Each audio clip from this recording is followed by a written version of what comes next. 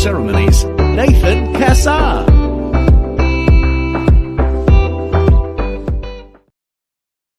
Well, welcome back to another exciting episode of the Justice Plan Weddings podcast show, the place where we bring the most exciting and innovative trends in the wedding world.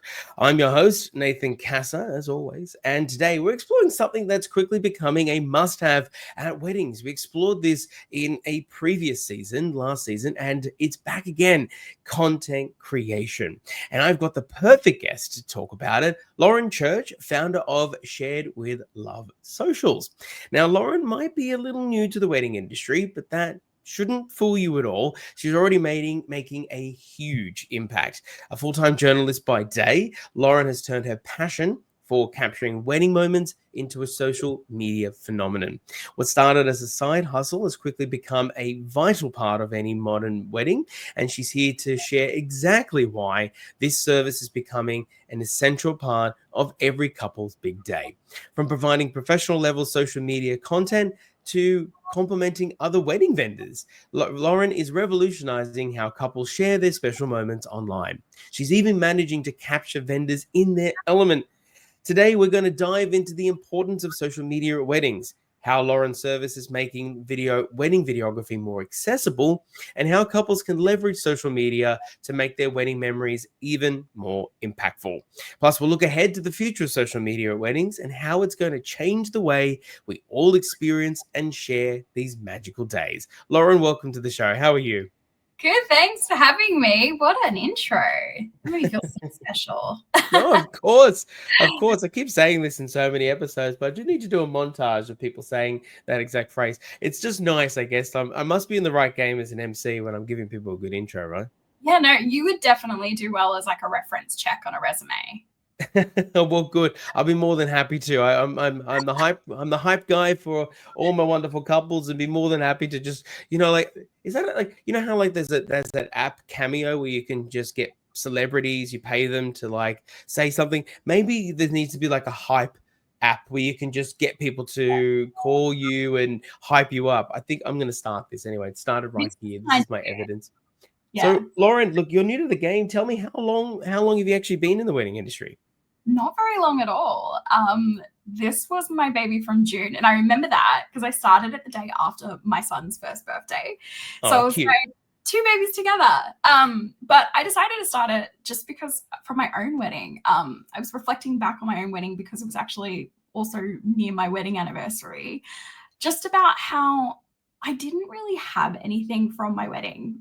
I did have a videographer, I did have a photographer, but I had nothing accessible that was quick to kind of access to relive those moments that I just always go back to, especially around that time of year.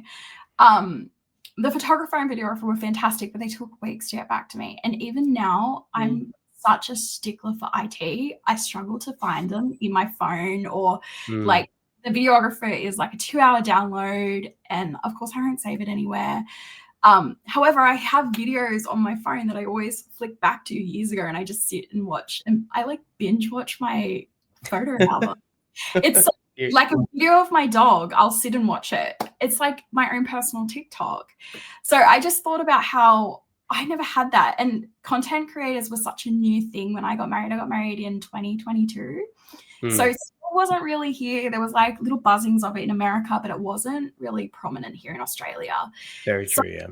That's kind of why I started it. I saw there were other content creators doing it. I reached out to some to get some advice about how I started, and they were fantastic, which was another reason why I really loved the idea of joining, because there was no gatekeeping. There was just this absolute like love bomb of information coming my way when I thought people might be quite guarded.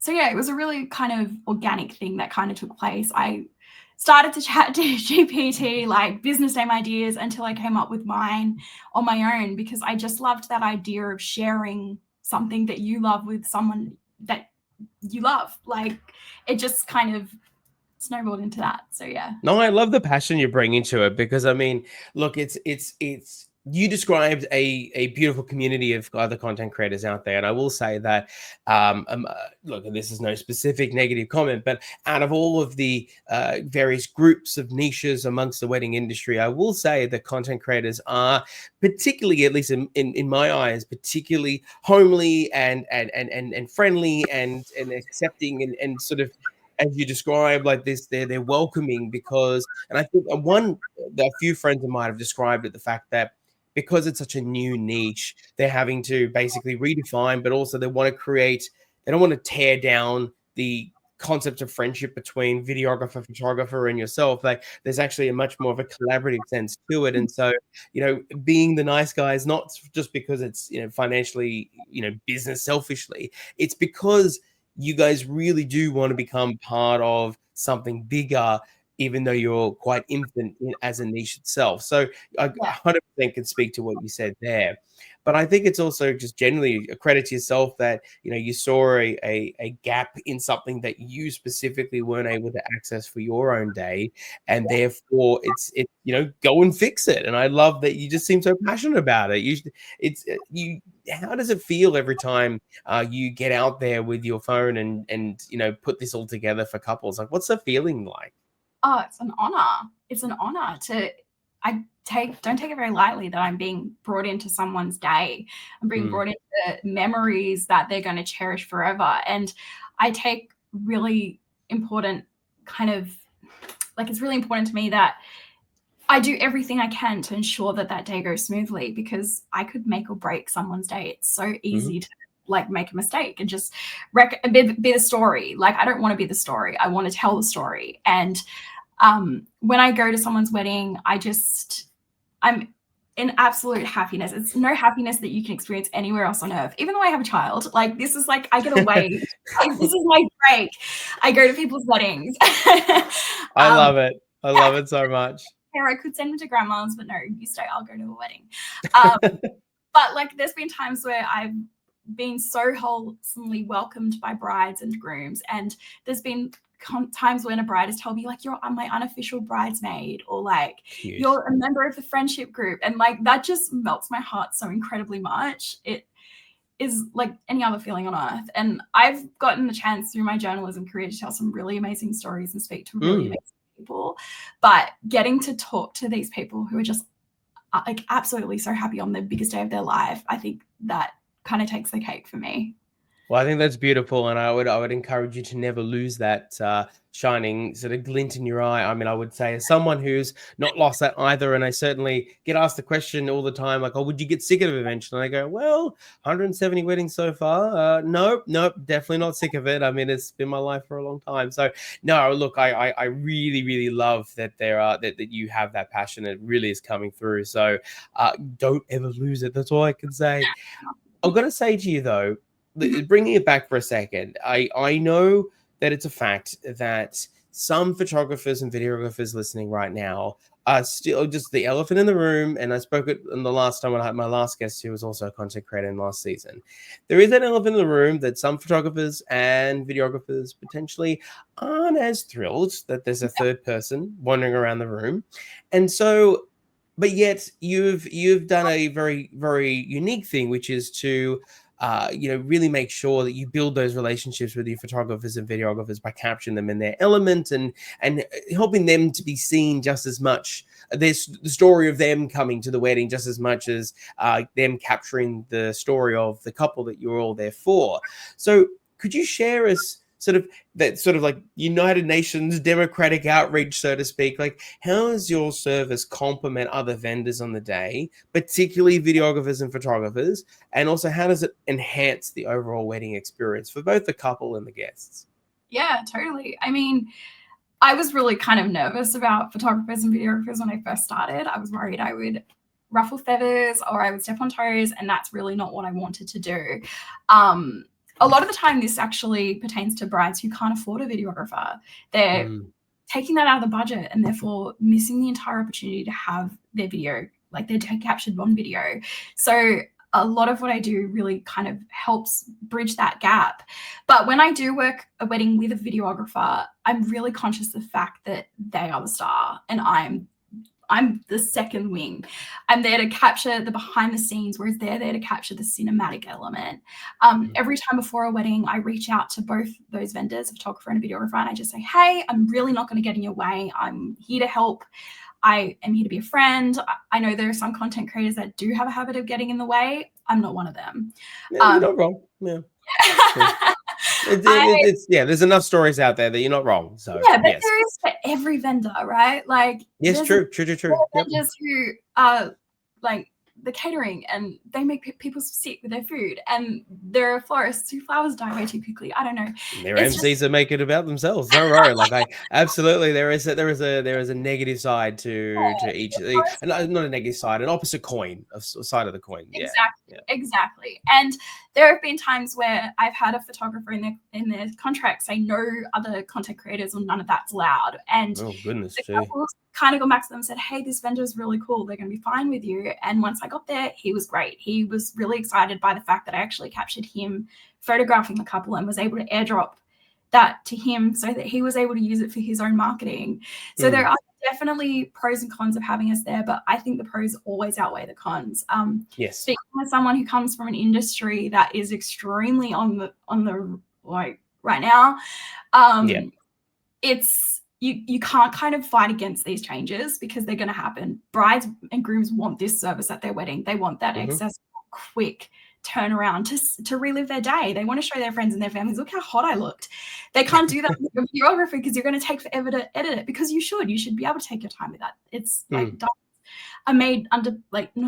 I don't know what I'm saying, but yeah. No, you're fine. You're 100% correct. And I think what I love about this is that just like our photo booths at one point in time allowed for couples to also, I mean, realistically, photo booths were to some degree the answer towards really expensive photographic packages that they couldn't afford either. So they're like, okay, let's package it up in one little booth and make it fun and make an experience. It's not a complete overhaul of it, just like now what's coming out is like these apps where guests can upload from their phone and stuff like that. That's still never going to be a complete takeover of the photography side of weddings, just as much as yours is not going to be a complete takeover of the videography side of weddings. I've worked with plenty of content creators who have been side by side, as you described perfectly, rather than it being some form of, complete takeover, like, step out of the way, content creation is the future, eat my dust kind of thing. So I love that you're obviously hyper aware of it. And I know I can speak for many others that I've worked with that they're also very hyper aware of it too. So, and yes, as a vendor, it's always cute when we get like a little drop and they're like, oh, we actually got this thing. And I'm like, oh, thanks. Like it's great because we all want to work together, and they're 99% of the industry is ready to, to pull up our sleeves and just make it a great day for everyone, including the people we're working alongside. You spoke about the money before, about the budgeting side of things. Now, obviously, particularly if you're looking at couples who are going, great, okay, wow, I didn't know the content creation existed. Yes, it seems like something that could be a great alternative. A couple of things in that, though. Yes, we save money, but what are we potentially, quote unquote, losing out of that? And then secondly, by going with a content creator instead of a videographer. And then secondly, overall, for any couples out there that may be fearing that they might be losing opportunity to capture memories by going with someone like yourself versus a cinematic photographer, a videographer, what are sort of your comments to them about sort of to relieve their pressures and their stress over that? Yeah, I think that my kind of framework is that something is better than nothing, because photos are fantastic to have, but photos don't move unless you're in Harry Potter. They will spark a memory, but the rest is on your mind to kind of bring back that memory. Whereas a video, you're able to watch the memory unfold before you. And our memories are so fickle that one day we're going to get old and one day we're not going to remember things as well. And it's like we have this access to this 500 plus videos, because you also get all the raw footage from a content creator of exactly how it unfolded. You're able to relive it. And of course, videography can do the same thing, but videographers pick and choose what shots look best. They don't pick and choose off what matters to you. And I think that's the real difference. I think they complement each other. They're completely different services. I worked in TV for a little bit, and social media was like the machine that got people to switch the 6 p.m. news on, or the programming that you're wanting to watch. They showed you snippets of the show so that you would tune in for the rest of it. So social media is this absolute gun that every other industry is really leaning into. I think weddings need to do the same, because brides and grooms are using social media in their everyday life. It's reflective of who they are. And videography doesn't cater to that. It's in a completely different dimension. It's longer. I remember when I got my video back, I was a huge fan of TikTok. I love TikTok. And my biggest goal on earth was to get Taylor Swift to notice me. And I had elements in my wedding nodding to Taylor Swift. I had massive cardboard cutouts of her. And my dream, I sent her an invitation. Like, my dream was just to get validation from this complete and I got back my video, and it was 2 hours long in the wrong dimension, and I had to sit there and kind of edit it myself to be able to post it. So I think that it's the same but different. Like, it's different font, if you will. No, absolutely. No, I think you're 100% correct, and I couldn't agree with you more. And look, as we're just talking offline before we started recording about our mutual alumni from University of Wollongong, and in fact, both part of the same faculty, but just you went the journalism route and I went the marketing route. But I think, speaking as someone who understands exactly what you're saying, I think it is 100% vital that the industry recognizes that while cinematic video does have a place, and I love, just to be clear, love the work that I know. I have plenty of friends who are videographers in this industry who produce some incredible content, particularly same-day edits, which is still a very big, powerful part of the videography world that is now becoming a trend, and you can't do that with the social media creators. So there's definitely a disadvantage there and an advantage on their side. But the point is that you're right, that marriage, so to speak, of both, rather than them being seen as both exclusive, binary, and or can't have one or the other, is a much better vision of the future, particularly to save you the stress of having to go through 2 hours worth of content just to post up something that unfortunately still lacks a bit of nuance, right? You cut up a cinematic video, you're not going to get that kind of context that comes from whatever was before and after. So can really appreciate that. Now, you've got a background in journalism. In fact, this is what you do full time still. You obviously, journalism is about capturing the story. And so how does your background in journalism specifically influence how you approach and create the wedding content for couples? Yeah, I think it gives me a little bit more of an attention to detail. I pick up on things that people might not pick up on. I find like what? I want to see this. Yeah. Like, I don't know. I have this real fascination of couples that hold hands after they're married, because it just kind of symbolizes so much, like the unity and like the fact they're not seeing each other all day and they're finally together, and touch is such an important concept of that. I focus on that. Like, every time I see them touching hands, I'm getting ready to film. And then also the little elements of that couples might not recognize as something that's significant to them until they watch it back. I had a couple the other week that I didn't put it in because she was like, I really don't want it in my video, but I still wanted to capture it so she would have it. They're vaping, and I just thought that was so cute. Like, it's the just what? like, Sorry, I missed that. The what? They kept using their vapes. Like, vaping, right? I thought you said taping. I was like, that's not controversial. Yeah. I just was like, it's just like such an everyday thing in this like really vast day. I just thought it was so sweet, and so like showed the humanity of it. No, but I love that though. There is this idea that, I think both specifically to yourself, but also generally amongst your ilk of content creators, is that, the ease of simply whipping at your phone, and, these days it's just a flick of the thumb. It's not, you don't have to unlock it and you already got access to all the capabilities on it, is vastly, quick and efficient compared to, oh, hang on, just got to turn on the camera again, got to make sure the video, the battery's right, the settings right, the lighting's right.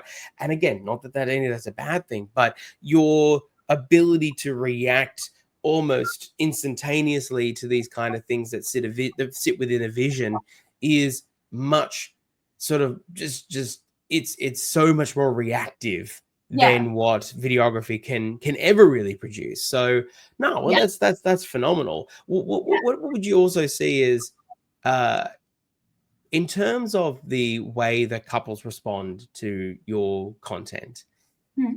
Is it when they come to you, are they saying, I want to become Instagram famous and be found by Taylor Swift, or is it just, what are the expectations like of what couples are saying to you when they come to you? Well, it's never that. Almost all my brides have private social media accounts. They're not big influencers with millions of followers. They're just the average day person. I don't think they even post half the stuff I make. They just want it to be themselves. They want to be like me, binge watching my dog. They want to relive it and feel like they're the main character. And they get it, and they simply share it with their friends and their family. And they see, that's a really curious part of it, because I think you've just opened my eyes a little bit to that too, because I think before talking to you, I would have just assumed, mainly because I haven't broached this conversation with my other friends in the industry yet, but I would have assumed naturally that if you're going to go get a content creator, you're then going to get the content and that's been created for you and then share it, like race to share it on the platforms that you have, and that's why you go do that. But you're telling me that in fact, you are attracting a lot of people who just go, you know what, like I could do that, but I just am more interested in the medium that you're capturing in the first place. Yeah, I think it's like definitely a mistitled job description. I think it's more of like you're a memory capturer. Like, you know, the guy in Thor that stands at the gate and prevents the aliens from getting into Asgard. Yeah. I feel like I'm the Idris Elba of weddings. I like to just and like capture everything and just give it back to you in its raw, unfiltered form so that you can relive it. Because I know from my wedding, I didn't pay attention to a lot. It was just the day was going so fast. Oh, so quick. And like, there are times where I had couples watch back and be like, I can't believe you got that. Or like, you were literally a stalker the whole day. And I get that a lot, that I'm a stalker. And I'm like, I'm proud. Like, it's maybe you should rebrand as, Sherwood Love Socials professional stalker, I'm sure that would look great on a business card, but just a lot of photos of you hanging out of bushes and, random other seedy places, I'll get like a full camouflage get up. Oh, I'd say now we're talking here. Yeah. I'll be like the journalist with the hat and the newspaper. Oh yes, like a Dick Tracy style kind of way of going about it. Yeah, I like that. Yeah. Look, Laura, it's such a delight to talk to you. I love your passion, your energy, the smile. Like, if you're only listening to these folks, like, you've got to watch the video, because you'll be able to just see how beautiful Lauren is in the way that I can tell the genuine flavor of that. She loves doing what she does. I've got to ask you before I give you a couple of rapid fires. We always do for everyone. We're going to wrap this up, but I could talk forever though with you. You said that you've met the Queen before, unfortunately just past Queen Elizabeth II. How did that happen? Oh, I was like, I still don't know. People don't believe me, and it takes a good few, like, yes, it happened before they actually start maybe. Well, here's your chance to make it more solidified to the world.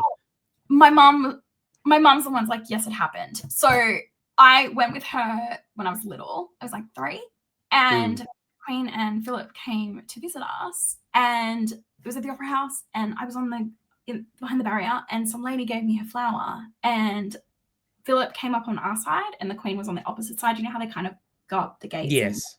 Yeah.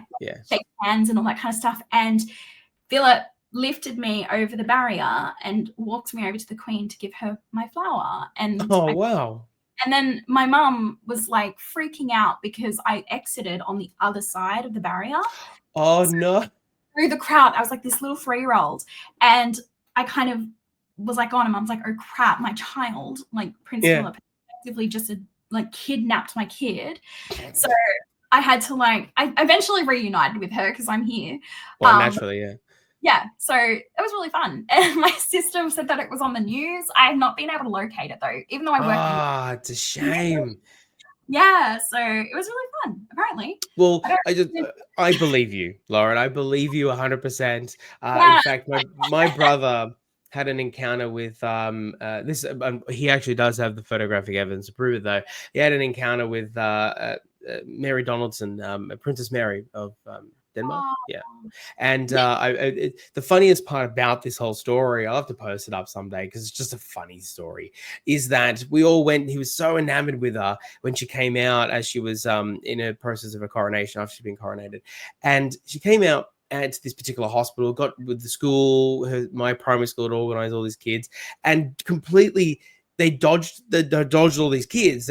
Obviously the schedule had changed. So we went on another alternative day, very early in the morning at a hospital. And long story short, she came over, specifically interacted with him, not that she didn't know what happened before, but then to make it all great, he got into the paper on the magazine, I should say, on like That's Life, those kind of magazines. Wow. And the best part is my mum, my dad, and him very clearly visible. Me, I maybe got like this much, like in the photo itself. And so I just said, that was the start. That was my villain origin journey of like saying, you know what, I'm going to make it to magazines one day. So yeah, it's very Monsters Inc. You know how in the ad put over his face. Oh goodness, it truly is. Lauren, I've got a couple of questions for you that I've not made you privy to so far. I've got to ask you, you capture a lot of great stuff. So like, what is the funniest thing you've seen so far?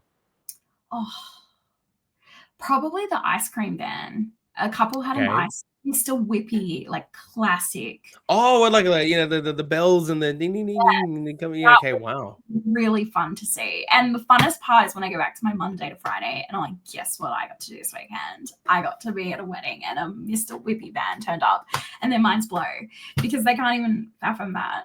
So I think amazing. You wait till you do a wedding that you have a jumping castle at, and I've had it twice. Oh, that's a dream. I know. It was great. I just needed someone like you to be there to capture that moment that I walked into there and said, "Kids, get out. It's my turn."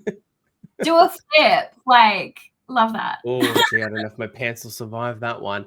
And finally, Lauren, do you prefer indoor or outdoor weddings? Ooh, it depends on the weather.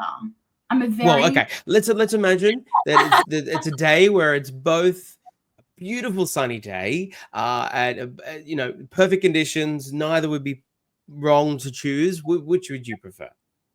I think the outdoor wedding. There's just something really lovely about being in nature and the contrast with the colors of the white dress, the nature, and like all the guests coming together outside. I know there's bugs, but it's still the bugs can fly away. Like it's just magical being outside, and also kind of brings back the whole fairy tale-esque of it, right? Like Disney. I love it. I don't know, yeah. And I totally agree with you. Couldn't agree more. Lauren, look, it's been an absolute pleasure having you on the show. You're a real delight to have joined us for season 4 of the Justice Planned Weddings podcast. Could I ask you to tell our lovely listeners, if they've made it all the way this so far, as I'm sure they have, to tell us all exactly how to find you, how to book you, and how to invite you to their birthday party just because you're a cool person? Oh, I would love to come to your birthday party. But you can find me on Shed with Love socials. It's literally the handle. On Instagram, Facebook. I have a TikTok account as well. Or I've just gotten a really groovy new website, which is www.shedwithlovesocials.com. Fantastic. Well, folks, you heard it here first. This is the scoop that you needed to hear today. Lauren, thank you so much for joining. I sincerely hope that our paths cross. I know that we just recently did, but it was at an expo. So I'm hoping that you and I actually get to work together officially, because it would be fantastic to see you in action. So thank you so much for all the energy and enthusiasm you bring to the industry, and just have a great next wedding, and I'll see you soon. I will. Thank you for having me. Thank you for joining us for another episode of the Justice Planned Wedding podcast. Please like and subscribe to let me know that you want more videos just like this one. And of course, please follow us on our socials at Justice Planned Wedding on Facebook, Instagram, and YouTube for more expert insights to help your wedding go just as planned.